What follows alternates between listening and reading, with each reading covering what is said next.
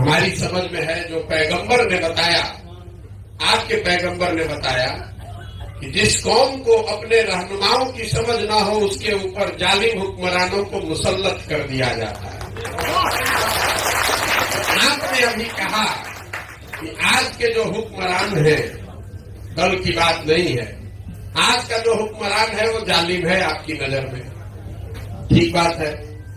आप अपने पैगंबर की उसी कही हुई बात को आधा पढ़ रहे हैं, आधा नहीं पढ़ रहे।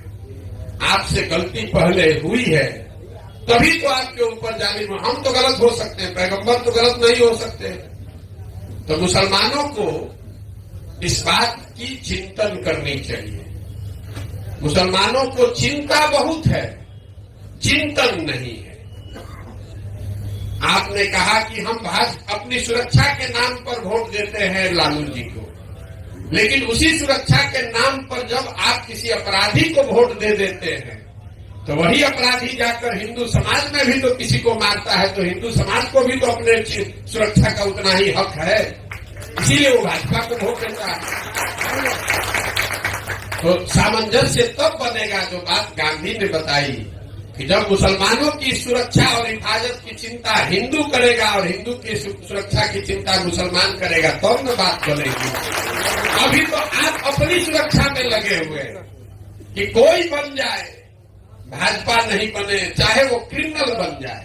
जब वो क्रिमिनल बन के आता है जीत कर आपके वोट से, मुसलमानों के वोट से जब क्रिमिनल अपराधी जीत कर आता है तो समाज में ये बात होती है, देखिए सब मुसलमान किसको जिता दिया है, उनको आके मार रहा है, तब तो आप उसको बचाने नहीं जाते।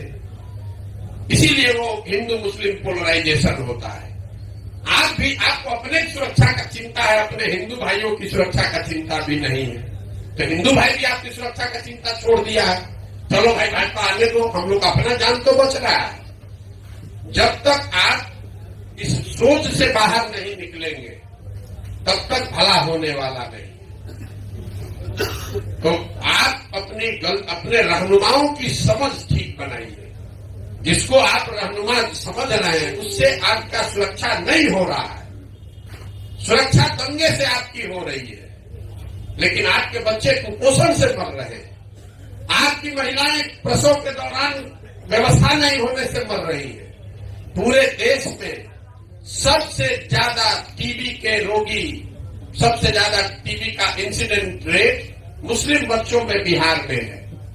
आप उस मौत को नहीं देख रहे। दंगे में 10 आदमी मरता है, पिछले 40 वर्ष में कितने लोग स्वास्थ्य व्यवस्था के अभाव में मर गए वो आप नहीं देख रहे। तो अपने हमारी बात मत मानिए।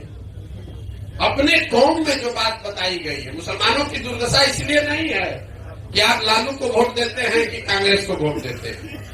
आपकी दुर्दशा इसलिए है कि आपने अपने कौम की बुनियादी बातों को छोड़ दिया। आपके कौम में ये बात बताई गई है कि बिना जद्दोजहद के जीवन में कुछ हासिल नहीं हो सकता है। अगर गलत बोल रहे हैं तो बताइएगा। मुसलमान आज का जद्दोजहद नहीं करना चाहता है। आप 5 वर्ष बैठ के यही सोचते रहते हैं कौन भाजपा को हराएगा, कौन भाजपा को हराएगा। और चुनाव में जो भाजपा को हराता हुआ दिखे, चाहे वो अपराधी हो, अच्छा हो, खराब हो, आप उसको वोट देने को, उसको समर्थन देने को तैयार है, उसको अपना रहनुमा मानने को तैयार है। तो जब आप जद्दोजहद के लिए तैयार नहीं है, संघर्ष नहीं करना चाहते, अपने बच्चों के लिए खड़ा नहीं होना चाहते, तो आपके बच्चों का भला होगा कैसे? अगर ऐसी ही बात होती तो पैगंबर ने ये कहा होता कि जद्दोजहद की जरूरत नहीं है, बैठ के मौके का इंतजार करो। उन्होंने ऐसा नहीं ना कहा। आप लोग ये कहते हैं, कितने मुसलमान भाई हैं कहते हैं भैया हम लोग अल्लाह को छोड़कर किसी से नहीं डरते। मैं आपके मुंह पर कह रहा हूं, पूरे भारत में 10 वर्ष काम करके हमने देखा मुसलमानों से ज्यादा डरा हुआ कौम कोई नहीं है।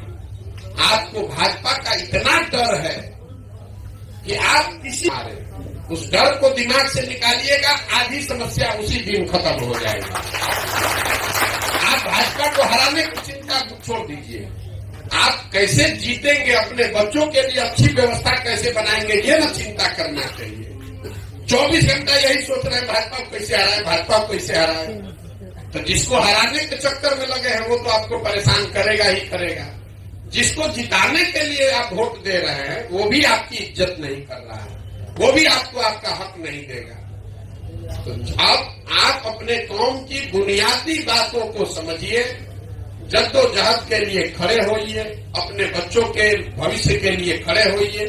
खाली बैठ के सोचते रहिएगा कि कोई आता मोदी को हरा देता तो हमारा ठीक हो जाता, ऐसा नहीं हो सकता है। मेरा यही सुझाव है, मानना नहीं मानना आपकी मर्जी है।